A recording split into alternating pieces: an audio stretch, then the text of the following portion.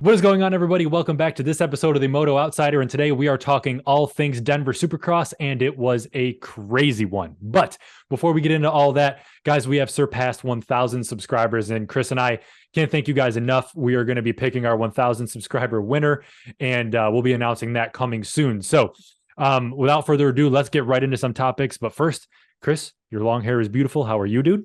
Matt, I'm good, man. What's going on today? Just another day, man. Just this race was nuts, and something unexpected happened. And when I saw your text message, I could not believe it because I was not watching at that time, and I was mind blown. So, dude, what the hell happened? Yeah, man, the sun's been out, but it's been real gloomy over here in Delaware. And it's been rough. Yeah, Eli Tomac, as we learned today, we believe it was a torn Achilles tendon, which Sure. if you think about that, it's literally the tendon that goes from like the back of your leg all the way up, to your knee.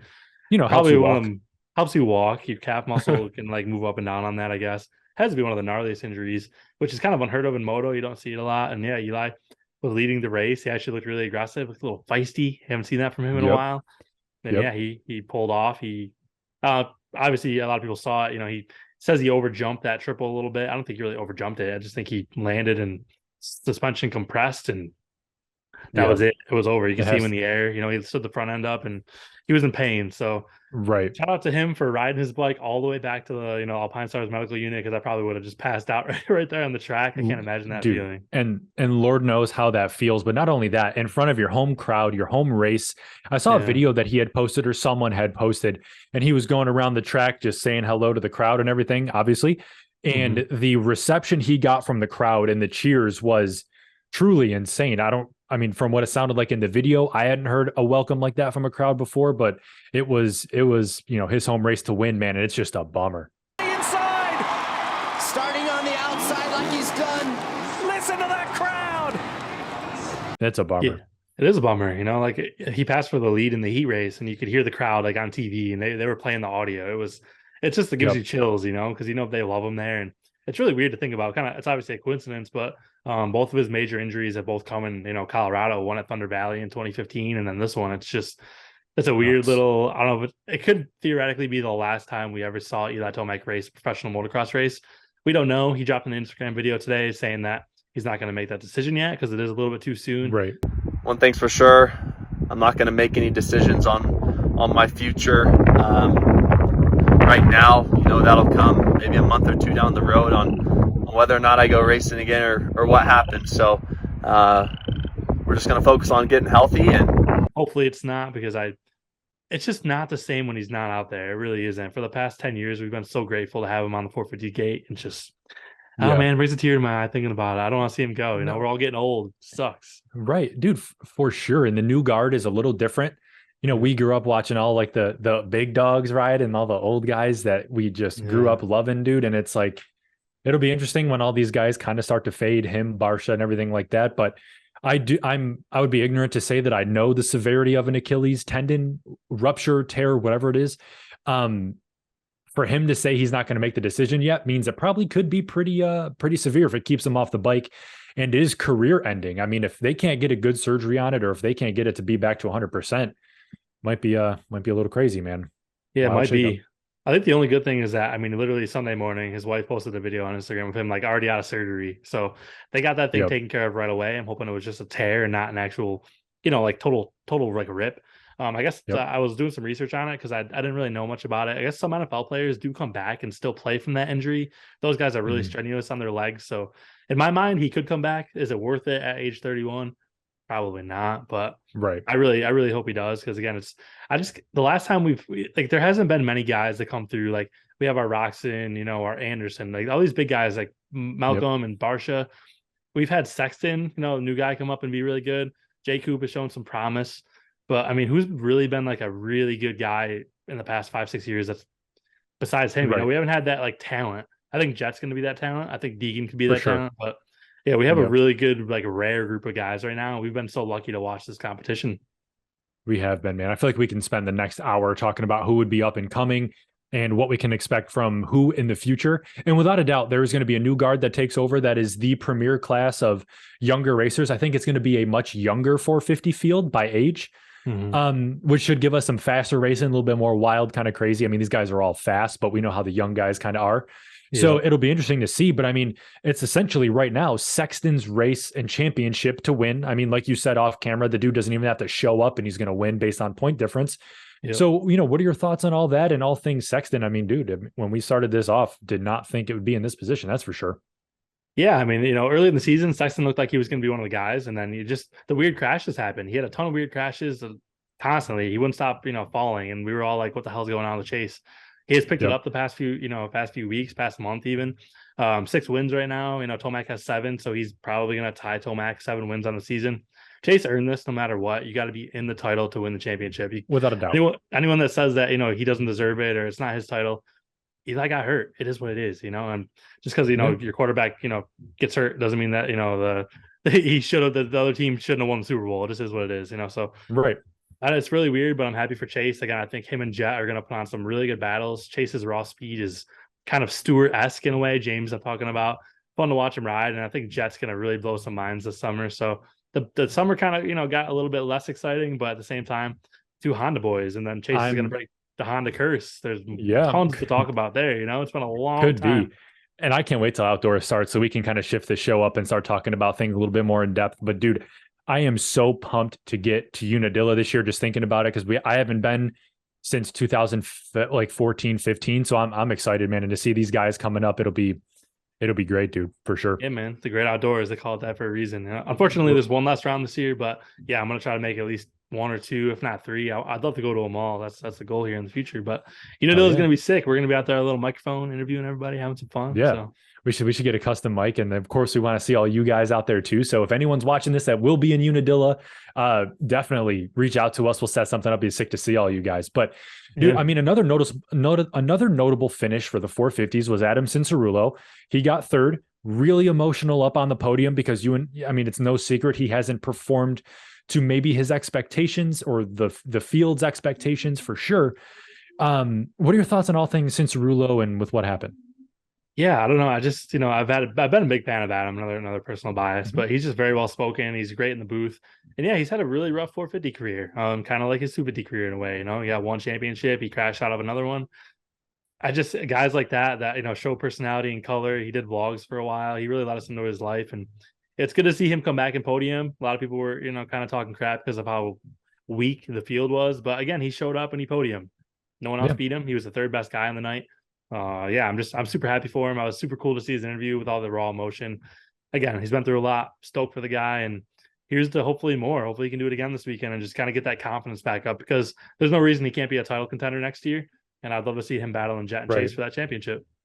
No, I mean, and we all know his career coming up through minis and super minis and Loretta's and all that stuff. I mean, him and his dad were like the Deegan series that we have. I mean, saga that we have going on right now. Yeah. So without a doubt, there's expectations on him with how he should be performing, but that goes to show you the level of talent in the 450 field and in the premier class, man. It's a different beast. And I mean, can we see something similar with Ryder DiFrancesco, right? Kid was crazy, winning everything. And then now it's like, what's going on in the futures? Well, not much. Yeah, it's been weird watching these kids come up, you know, Jett Reynolds, Ryder D. It's just, you see these guys come up and they're the amateur prodigies, and then they get hurt and they get hurt again. They get hurt again, again. I don't know what it's going to take, but hopefully Ryder D can stay healthy, because he's already had a few injuries to start. Jett Reynolds, Carson Mumford too. You know, he was another amateur prodigy, and he did really well his first outdoor with Geico. I think it was at Unadilla. He got like 8th in the moto. Like, I remember watching him ride. He was really good. And Mumford was good again this weekend in the heat race, showed some speed, but finished 8th in the main. So these guys just got to figure it out. Max Folan's another one, 3 years in the 250 class. Sounds like he's not going to have a ride on the same team next year. So I just think that we are fortunate, and we've been very lucky to have this elite talent. And I don't know if the boys aren't becoming men, they're just staying boys. Like, what is it? It's a conversation we've talked about, right? Is it mental? I don't know, but what is it? Because these guys you know what? That would be a banger of a show to have the old guys on, and then the class that we have right now, and compare what's going on mentally between these guys behind the scenes with the trainers. You know, how did Chad Reed train as opposed to Ryan Dungey as opposed to Adam Cincerulo, right? Going down that age gap. That would be great to discuss and talk to them, because I bet you they would probably be like that these guys are too soft now. They got fast bikes plus suspension. Who knows, man? And they still can't pull out wins. It would be an interesting topic for sure. Yeah, it would. I think it would be like an endless debate. I don't think you'd ever settle on anything. No. All the old Yeah, I guys don't are think always, it would. we rode these bikes and we walked uphill in the snow backwards both ways, and it's just we time, carried a hot potato for lunch. Yeah. But I do think there's something to say for, call them the TikTok generation. I think there's something there, but I'm not too. a scientist and I don't really truly know. But nope. I'll save that for another video, because I'm sure there'll be lots of hate in the comment section about it. So no, I don't care. Bring on the hate, because it's without a doubt that work ethic equates to your results in life. Life is a meritocracy, whether you want to believe it or not. And that is evident in motocross and supercross. And the beautiful thing about this sport is that your work ethic is going to be somewhat determinant of your success, right? Yeah. So we know that if we put, I'm just going to throw two riders out there, right? Ryan Villapoto and Ryan Dungey. Ryan Villapoto trains and has natural talent. Ryan Dungey doesn't train and has natural talent. The guy who does both is going to win, and has both is going to win. It's just how it's going to work. So I think the work ethic thing is huge, and I don't think there's any way to escape that. Now, mind you, these kids, they're contractually bound and they know they have to perform. And I think they can feel that. So I think these kids they do have some work ethic, but it'd be great to hear what the old guys had to say about what they think's going on, man. Yeah, I don't know if it's the work ethic, if it's, they go home and they play video games, and I don't know if that's it, or if it's just, again, we're kind of just growing up differently. Everyone's a little bit more pampered nowadays. Life's a little bit easier. You have everything at your disposal, whether it's TV, food. I don't know. There's probably not as much struggle. These kids coming up. I can't think of like a story that of like the poor kid, trying to make it through the field, like kind of like a Dungey and those kind of guys. I don't know the answers, but I would love to talk to somebody who maybe knows more, or maybe study it, because it's just not been the same. A lot of these guys make the pros and don't do anything. Right. Again, you look at like a Derek Drake, who was another amateur prodigy, who's like a 10th to 15th place guy now. Sean Cantrell, another one who rode for 2 or 3 years, and injuries, he's out. He doesn't race anymore. We've seen so many guys come through the ranks with these, Horizon Award winners, Loretta's and stuff. It's just, it's really interesting. And I think that we should try to maybe do a video on it, because there's so much we could talk about. I just think it can't be understated how difficult it probably is to perform at this level. Absolutely. Even with natural given talent, the bikes are different for the factory guys, programs and training and everything like that. I think this is actually a great question geared towards privateers. Honestly, would love to see what their work ethic is like, as opposed to the guys who are, grinding it out at MTF or something like that. Absolutely. And then the privateers who typically can't even train every week. Like Kevin Moran says he rides maybe once a week because he's got to drive to the races and work on his own bike and work on his own sponsor deals. Right. Like, just interesting. There's different dynamics. These kids who have everything handed to them and aren't performing, it's like, maybe you need to do more or just be better. I don't know what it is, but it's a long topic. Anyways, Jett Lawrence won a championship this weekend, so maybe we should talk about that. Yeah, we digress. Dude, Jett wrapped it up. It is of no secret that the guy's a stud, going to be a star, will be a problem in the future too. We can keep that topic short and sweet, man. What do you think all things Jett Lawrence? Yeah, I think they read the stats off this week. He led 60 laps over like 16 to second place. Like, he's been riding really well, real consistent, real smart. I told you, I don't think he's ever really ridden 100% this year. I don't think he's pushed it to that point. I mean, he had some crashes at A2 that were kind of questionable, but yeah, he's been the best guy. Him and Hunter, both the best riders. That's really all there is to it, and Jett stayed on a little bit longer. He's only 19 years old, and he's already got 4 250 championships. Kid's going to be a monster this summer. He really is. So again, we're lucky to have him come through and watch this run he's been on in the 450 classes. Man, there's going to be some top guys getting hurt watching this kid come in and just smoke them every weekend. It's going to be brutal. Yeah. And just knowing that he's over there and you're a little bit younger than you, going to let it hang out a little bit more. You're a little bit older, don't want to get hurt, but you're still fast.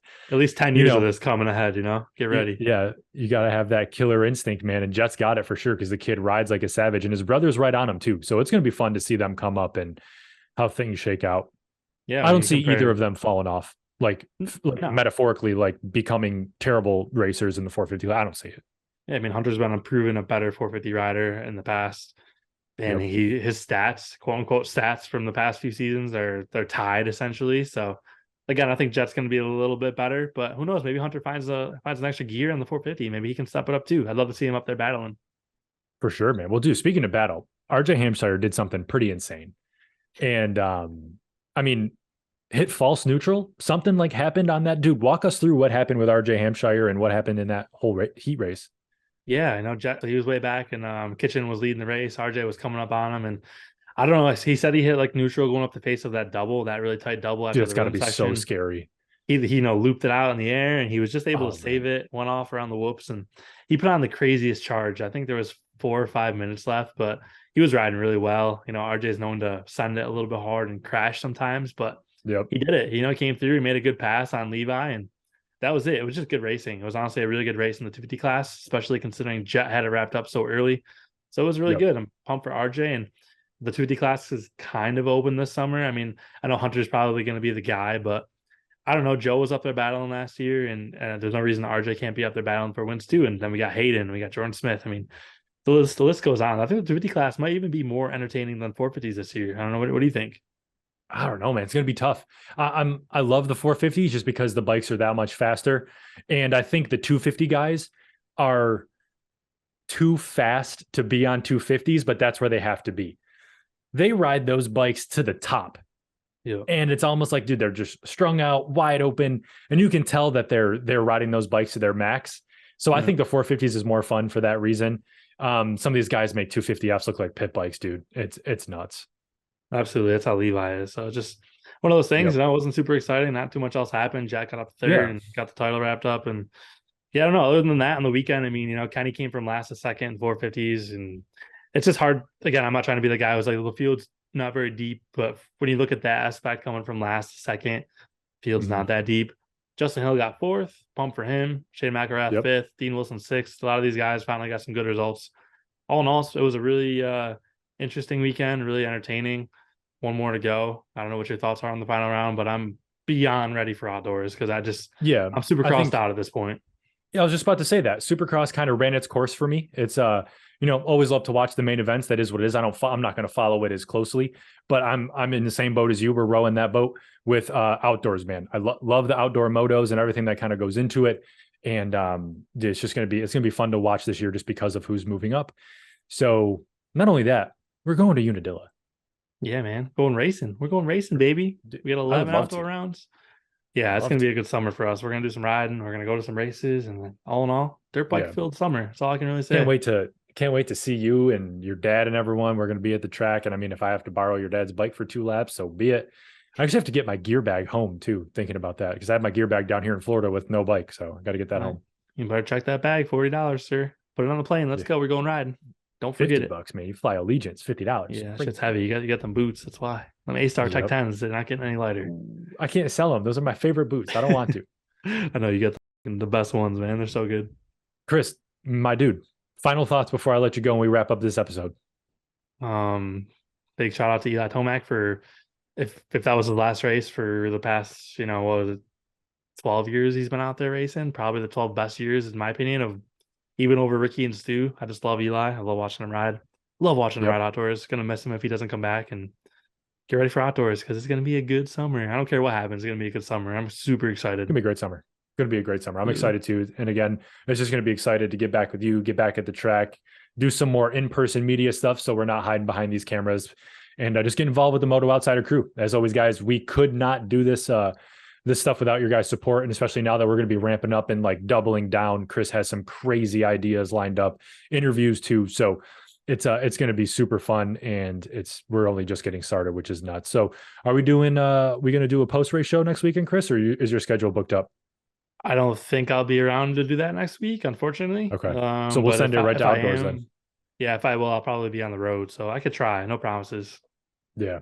No worries. But yeah, guys, if you're going to be around, follow us on social media, because we announce when we're doing our live shows post-race after the checkered flag waves on 450s. That'll be for outdoors as well as Supercross. But without further ado, thanks so much for joining us, guys. Be sure to like, comment, subscribe.